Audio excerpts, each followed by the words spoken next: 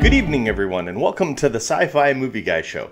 My name is Mike, and this is weekly show number 19. And first off, before we get started into our regular Star Wars news segment, I really need to thank Jamie Pruden.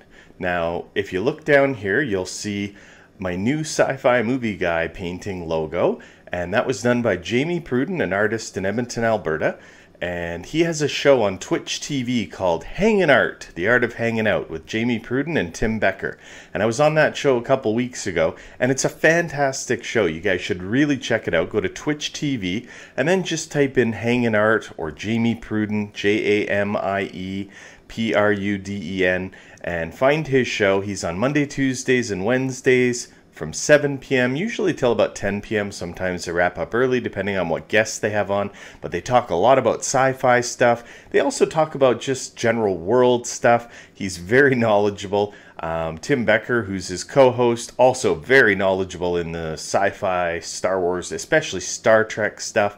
They're really interesting guys. And while you're watching this show and they're talking about that, Jamie's painting sci-fi paintings. So he does Star Wars paintings. When I was on, he did a Kylo Ren painting. There was also, I did a Killer Croc painting from Suicide Squad. So it's a really great show. I'm going to try to be on there a bit more often if he'll let me. And just wanted to say thanks to all the viewers that are watching my show because of his show. So again, thanks Jamie, thanks Tim. Great show. Keep up the good work. So now we're going to get started, as we always do, with Star Wars news. And our first story today is Rogue One has replaced Alexandre Desplat as the composer with Michael Giacchino. Desplat says that the extensive reshoots that took longer than expected has changed the tone of the movie so much to what he had originally visioned for the movie, as well as other projects that he committed to, making the time frame no longer work for him. What? Okay, so you're turning down a Star Wars movie. I'm just flabbergasted. He's turning down a Star Wars movie. Now, this is what every composer's dream is, to do the music for a Star Wars movie. I mean, look at the legendary John Williams and what it did for his career.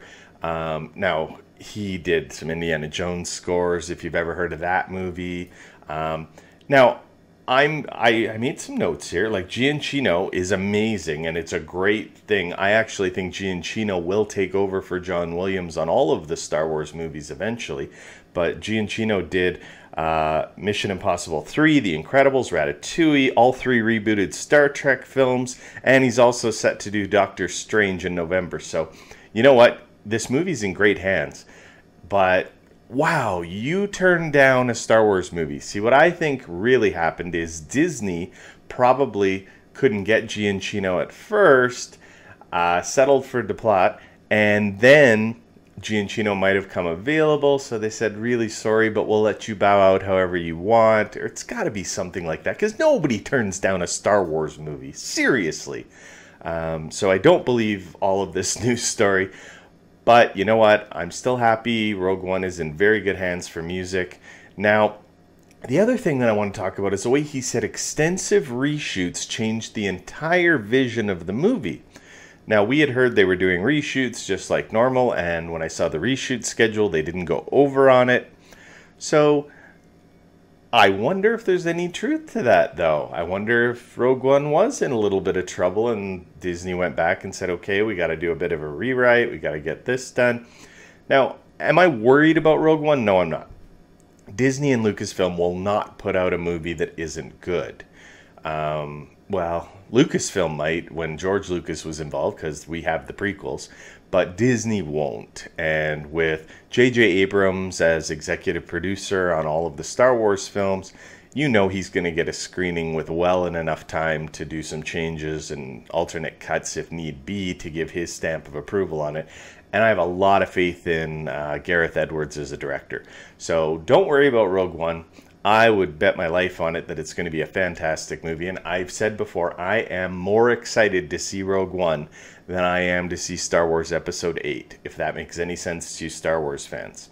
So our next story In Star Wars news, is Disney and Lucasfilm have worked out a deal with Ted Turner's TNT and TBS to play all of the Star Wars movies exclusively. You are going to get a marathon for the first 6 at the end of September, but you won't be able to see The Force Awakens until 2018 on TBS and TNT. Now, I know what you're probably thinking. Well, I just saw The Force Awakens on Netflix, and that doesn't change the deal that Lucasfilm and Disney have with Netflix. They get it streaming, but on television, it's going to be Ted Turner's TBS and TNT. Again, I own all the movies, so for Star Wars geeks like me, you don't really worry about this, but there's some people out there that don't buy DVDs, don't download movies from iTunes, so yes, it's cool that there's going to be a whole bunch of kids out there that are going to get reintroduced to Star Wars again from the beginning. So, great news. I just wish they would have released how much Ted Turner had to pay for this, because I'm guessing it's big money. All they said was 8 figures. So that means 100 million up to 999 million. So that's a big number. So when that comes out, I will let you guys know, but that is the second story. And now let's get to our third story. Adam Driver had an interview with Collider.com's Stephen Weintraub and is praising Rian Johnson's script for Star Wars Episode 8. Driver said, "Rian is coming into something that we kind of set up, and he just took it to the next level in a really great way. He wrote it too, and Rian's writing is so clear. I learned a lot of things about my character through his writing." Driver went on to say how it is similar to The Empire Strikes Back, as it has a very different and darker tone than the first movie. Now, don't take this literally about this movie is going to be exactly like The Empire Strikes Back. What he's saying is that the way Star Wars and The Empire Strikes Back were very different movies, and The Empire Strikes Back was a much darker movie. He's saying that The Force Awakens and Episode 8 are going to be very different movies. Rian Johnson, we know they brought him on because he's a darker director, and that's what Adam Driver's saying. But I'm more interested in what Driver said about Rian making this something different, because that's all I've been hearing out of the Episode 8 news world, is that this is unlike any Star Wars movie we've ever seen before. There's going to be different ways of filming. I think for the first time, we might even get flashbacks where they show storylines in flashbacks. Not just Force Vision, but actual flashbacks where you see things that have happened in the past. We might even see Luke Skywalker in the Jedi Academy, stuff like that. So I'm really excited to see Rian Johnson's Episode 8. But again, not as excited as I am to see Rogue One. So our next story in Star Wars news is Lupita Nyongo told Collider.com at the Toronto International Film Festival that she hasn't even begun shooting her scenes for Star Wars Episode 8, even though principal photography has wrapped up. Nyongo is going to be starring in The Queen of Katwe, as well as Marvel's upcoming Black Panther movie, and has an extremely packed schedule as one of Hollywood's brightest stars. So this doesn't concern me at all either, because Lupita Nyongo, as we all know, plays Maz Kanata, which is a motion capture character. Now, motion capture can be done anytime, anywhere. It can be done 7 weeks before the film is released, because what they would have done is they probably had someone else in a motion capture suit working with the actors when they were filming it, and they probably caught most of the nuances. Then they're going to put Lupita Nyongo in a motion capture suit, have her deliver the lines, do some voiceovers, and bring it all together in the editing room. So that's one of the great things about motion capture. The only thing that I don't think is cool about this is it would have been nice to be able to have Lupita on set actually interacting with the characters rather than everything on a green screen and have just a stand-in standing there feeding her the lines of the other actors. Because that can really lend itself to a better performance. But Lupita Nyongo is such an amazing actress that I don't think that Episode 8 is going to hurt for this, because she is classically trained. So Lupita Nyongo, not filmed her scenes yet, even though principal photography is done. Not a concern again. And I know I'm saying that a lot, but there's a lot of stories coming out about Star Wars right now. And I see people freaking out on the internet and in the chat rooms and on Twitter. And you guys really need to stop worrying. Star Wars is in great hands with Disney. So our final story today in Star Wars news is, while North America will get the first episode of Season 3 Star Wars Rebels on September 23rd, our friends across the ocean in the United Kingdom will have to wait an extra week until October 1st. The official press release for Episode 1 Season 3 states, having established a secret base on Atollon, the Ghost Crew, now led by a more powerful Ezra, strengthens the Rebel fleet by acquiring new resources and recruits eager to stand against the Empire. However, the Imperial efforts to eliminate the rebellion are now being led by the coldly analytical Grand Admiral Thrawn, whose strategic, tactical, and cultural insights make him a threat unlike any they have faced before. In Season 3, Ezra and Sabine take on new roles and challenges as the Rebels prepare for their biggest mission yet, a direct assault on the Empire. Now, I am so freaking excited for Star Wars Rebels. I'm taping this show on Sunday. Hopefully it'll be up on Monday. And then Star Wars Rebels is on Saturday. So it airs where I live Saturday at 6:30 p.m.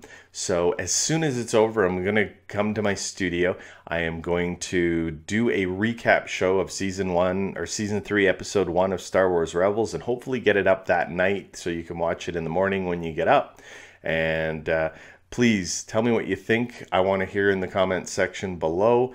When I do that video, I also want to hear in the comment section below, are you anticipating Star Wars Rebels 3, Season 3? Because I sure am.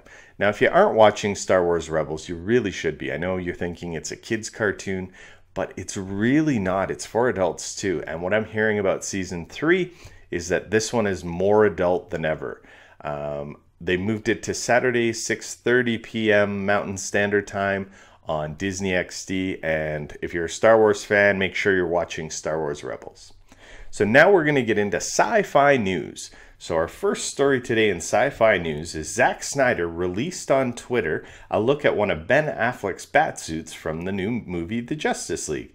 This tactical batsuit, which is heavily armored and has the addition of bat goggles. This suit is reminiscent of Christopher Nolan's take on the batsuit and is sure to be one of many that Ben Affleck will wear in the new Justice League film, set to release on November 17th, 2017.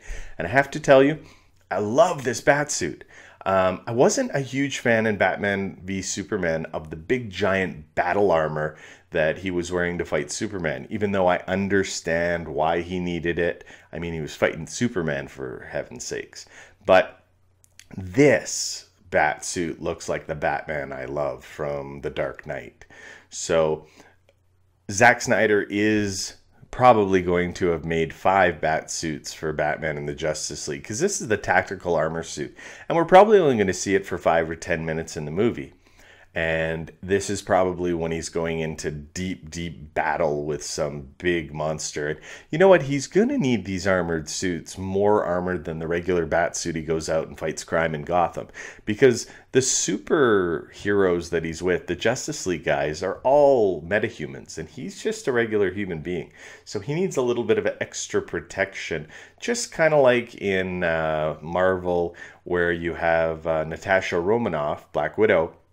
She's human while she's fighting with like Captain America and Thor and Hulk. So she's got to be a little more careful, and so does Batman. So he's just taking extra precaution so that he can keep up with the Joneses, or the Justice League in this case. So our next story is Kurt Russell is speaking out about the script for Guardians of the Galaxy 2. And again, Collider's Stephen Weintraub was there at the Toronto International Film Festival and interviewed him. Russell will be playing the father of Chris Pratt's character, Peter Quill, and Russell said in his interview, "It's a very complex story, and they really get into it. This is going to be one of the more, probably for Marvel, it's more connected to human issues, family issues, parental issues, and issues that sons and daughters have with their moms and dads, and their family tree, where they come from. Peter's character in the one, he's got dilemmas and he's got decisions to make, and they are not just about whether to save that thing or that person. Guardians of the Galaxy 2 will air May 5th, 2017. And I am so excited for Guardians of the Galaxy 2. I was going into Guardians of the Galaxy 1 not expecting a whole lot. I hadn't really read any of the Marvel's Guardians of the Galaxy stuff. I knew it had a great cast, so that's why I went to see it. And I came out of that with that being one of my top 5 movies of last year. And now, really, really excited for Guardians of the Galaxy 2. I'm hearing this is an even better script. Hearing Kurt Russell's on board with it, because Kurt Russell doesn't usually take bad movies. He's had a couple. I'm not going to say he hasn't, but he's usually a pretty good judge of a movie. And just really looking forward to a lot of things. I also want to mention that there was another news story that I didn't write up, but Vin Diesel received a script for Guardians of the Galaxy 2 that says Groot size only. And inside there, where he always says, "I am Groot," it actually has in brackets what Groot is saying, so that he can actually put the proper inflections and tones into what "I am Groot" means. Now, I think it would be really cool if someday they release this script for people to buy so you can look at it and see what Groot was really saying. But Guardians of the Galaxy 2, I'm on board and I can't wait for it. So our next sci-fi story is denofgeek.com released some new plot details about the new movie from Harry Potter world, Fantastic Beasts and Where to Find Them. It will not be as dark as Deathly Hallows Part 2 and aims to hit a variety of tonal notes, from darkness and humor to heart and adventure. Visually, director David Yates embraced the 1920s setting of the material, something that is already apparent in all of the trailers. We also learn a bit more about Newt's character, who is described as an outsider who is more comfortable with his creatures than he is with people. Another interesting tidbit: the film will take place over the course of only a few days, which implies it will be a fast-paced and action-packed movie. Once those creatures are out, Newt and company won't have much time to sit around.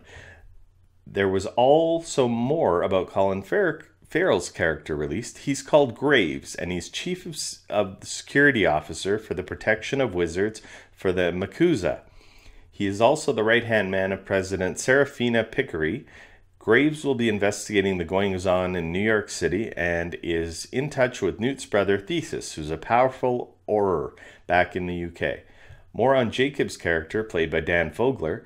Jacob lives on the Lower East Side and has just returned from World War I, which is why the magical creatures don't faze him too much. Fogler sees the relationship between Jacob and Newt as akin to the one between Holmes and Watson. The two first meet when Jacob is bitten by one of Newt's creatures. Jacob has a crush on Queenie. Fantastic Beasts and Where to Find Them will be in theaters on November 17th, 2016. Now, I gotta tell you, I just don't care. I liked the first 3 Harry Potter movies. I think I liked one more in there. I didn't really like the Deathly Hallows Part 1 and 2. It lost me. And now this is in the Harry Potter world, but it's not the Harry Potter characters. So yes, I'll probably go see it. I probably won't do a review unless it's absolutely phenomenal. But yeah, I just don't care. I'm reporting it because it's sci-fi, and I thought you guys might care, but yeah, not one of my more anticipated movies. So November 17th, I may or may not be there.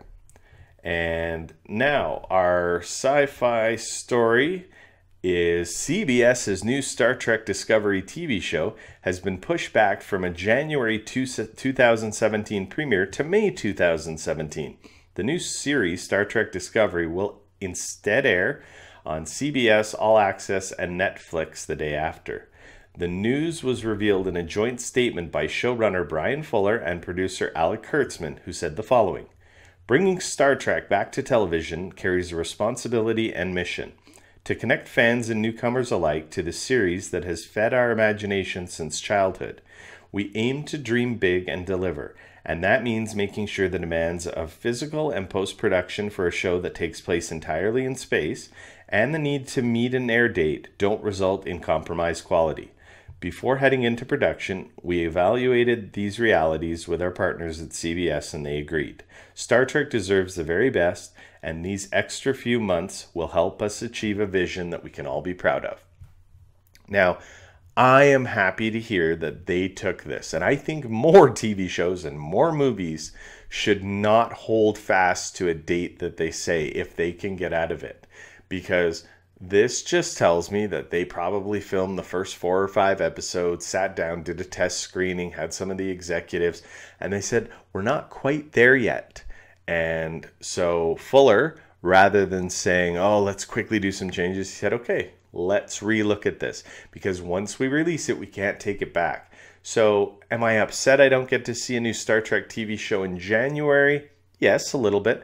But am I happy that May I'm going to get a really good Star Trek TV show? Absolutely. So again, this is good news. They took a look at it. They decided they needed more time, and they're taking more time. And kudos to CBS for not pushing them and saying, no, we need it out in January. Now, again, I've said before, I was really upset that I'm going to have to pay an extra $8 to get CBS All Access to watch this show. But now I already have Netflix, and they're going to be releasing it the day after on Netflix. So I'm okay with this now, because most people do have Netflix. So I was really upset before about CBS All Access, but now that it'll be on Netflix, I'm okay with it. So please tell me in the comments section, are you disappointed that it's been moved from January 2017 to May 2017? Are you upset that it's only going to be on Netflix or CBS All Access? I'd love to hear your thoughts, and you can also tweet me. So now we're done with the news today. I do need to tell you that I missed a show last week because I was on vacation and I just couldn't take all of my stuff with me. I just had a backpack and went for a little travel. So I apologize for not letting everybody know, but I am back on a weekly basis now. Now that we're into the winter and I'm not camping all the time and at the lake in the summertime, I'm always going to try to tape my show on Saturdays or Sundays and have it up and ready to go Monday morning. So please keep an eye out for that every week. And I got some emails while I was away, so I'm going to read 2 of them to you today, because one of them also talks about Jamie Pruden's show. So that's the first one. So, hey, Sci-Fi movie guy, really like your show, and I'm looking at wanting to start my own Star Wars show on YouTube, and wondering if you have any advice. Signed, Darth Kent from Madrid, Spain. So yes, I absolutely have some advice. If you're going to start your own YouTube show, go to John Campia's YouTube channel, and on there look for, way back in his AMC movie days, he did a how to start your own video podcast. That's what I used, and it was absolutely phenomenal. He tells you about the different microphones to buy, cameras to get, about lighting, how important lighting is. Now, that's not to say it's going to help you with content for your show, but he does let you know some ideas about how to stick with it. Make sure you do it weekly, or, tell your audience you're going to be doing this every 2 weeks, and to stick with it. You're not going to get fans overnight. I'm only averaging 30 to 40 viewers a show. I've had a couple that have gone up in the hundreds. I had one that went to 700. But you have to do this over and over again and build up your audience and make sure you're giving relevant stuff. If you're doing a Star Wars show, highly recommend that you check out StarWarsNews.net, Collider Jedi Council, Dash Star. There's a lot of guys out there doing Star Wars stuff. You can pick stories from each of them. And then once you've got a couple stories from there, Google Star Wars and click on news and just see what's come up and put together a rundown. So it's a show rundown of all the stories you want to talk about, but then theorize about them. So I hope that helps. If not, you can send me another email if you have any more questions, and I'd be happy to talk to you offline. So I said I had an email about that tied in the Jamie Pruden Hanging Art show on Twitch, and this is it. So, hi Mike, saw you on Twitch TV a couple weeks ago on the Hanging Art show. You talked with Jamie about Jedi Council, and I was just wondering if you have any other favorite shows on YouTube that you watch. Watch your show every week, and nerds do rule the world. Signed, Stacy Fanning. So, Stacy, the shows that I watch, I mentioned a couple. I watch Dash Star, anything on Collider and Schmoes Knows. Collider has Jedi Council. It also has Heroes. It has the Schmodown. It has Movie Trivia Schmodown. There's so many great shows on Collider. Also, check out the Stupendous Wave. Check out John Campia's personal channel. Check out Film HQ at Comic Con HQ. And actually, my new favorite channel is Jenny Nicholson. She is so hilarious, and she does a whole bunch of stuff on Star Wars. So check out Jenny Nicholson's channel as well. Hope that answers all your questions. Again, please, if you have a question you want me to read on the air, email me, movieguySci-fi@gmail.com, or you can tweet to me at movieguySci-fi. And thanks again for watching Weekly Show number 19. And remember, everybody, nerds rule the world.